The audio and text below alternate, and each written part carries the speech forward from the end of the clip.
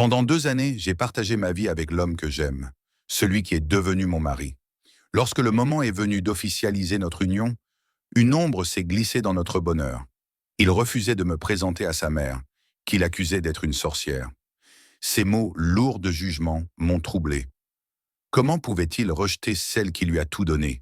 Malgré ses réticences, j'ai insisté, déterminé à rencontrer cette femme dont il parlait avec tant de méfiance.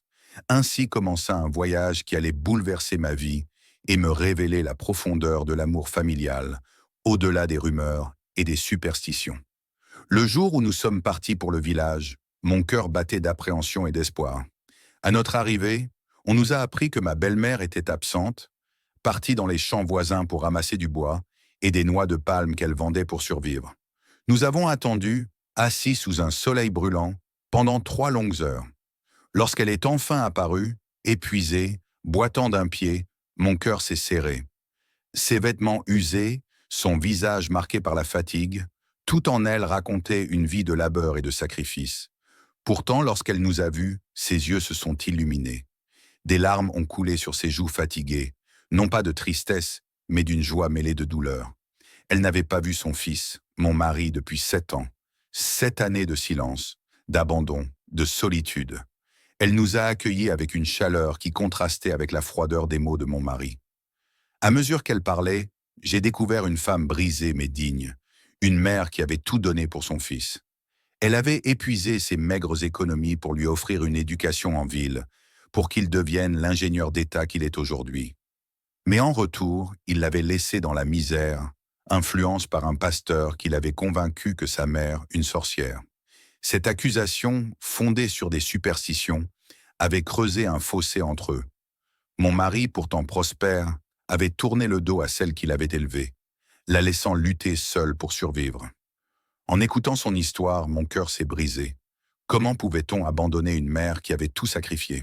J'ai appris qu'elle vivait dans une maison délabrée, sous des tôles rouillées, tandis que sa fille cadette, encore lycéenne, parcourait de longues distances pour aller à l'école.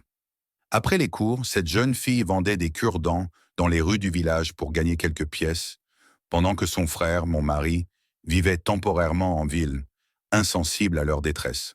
Cette visite a changé quelque chose en moi. Je ne pouvais pas rester les bras croisés face à tant d'injustices. 3 mois après notre mariage, j'ai décidé d'agir.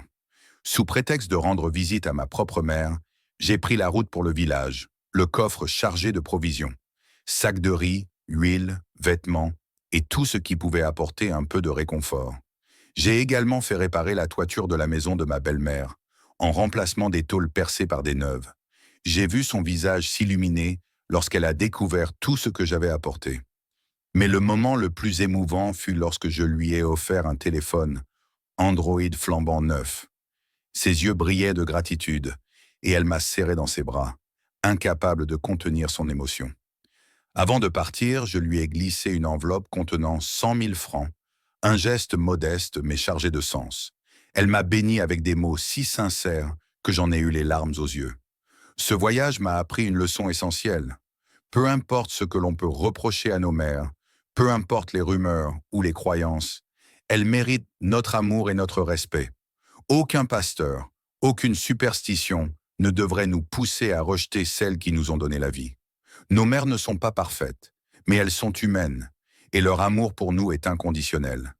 Laissons à Dieu le soin de juger leurs fautes, et contentons-nous de les aimer, de les soutenir, de les honorer. Cette expérience m'a transformé. Elle m'a rappelé que l'amour véritable transcende les jugements et les préjugés. En aidant ma belle-mère, j'ai non seulement redonné un peu de dignité à une femme qui avait tout sacrifié, mais j'ai aussi renforcé ma propre humanité. J'ai compris que l'amour d'une mère est un trésor précieux, un lien sacré que rien ne devrait briser. Et si mon mari continue de croire aux paroles d'un pasteur, moi, j'ai choisi de croire en la force de l'amour et du pardon. Le propos de cette histoire outrepasse largement le destin individuel d'une mère ou d'une épouse pour embrasser une dimension universelle. Il se veut un éloge solennel à toutes les figures maternelles dont le dévouement quotidien demeure invisible et dont la générosité est absolue. C'est donc une exhortation à la bienveillance éclairée, au refus des préjugés hâtifs et à la juste appréciation de celles qui nous ont donné la vie. car il convient de reconnaître que l'affection d'une mère est un phare immuable, dont l'éclat ne vacille jamais, même dans les heures les plus sombres de l'existence. À la prochaine pour une autre confidence. Secret partagé.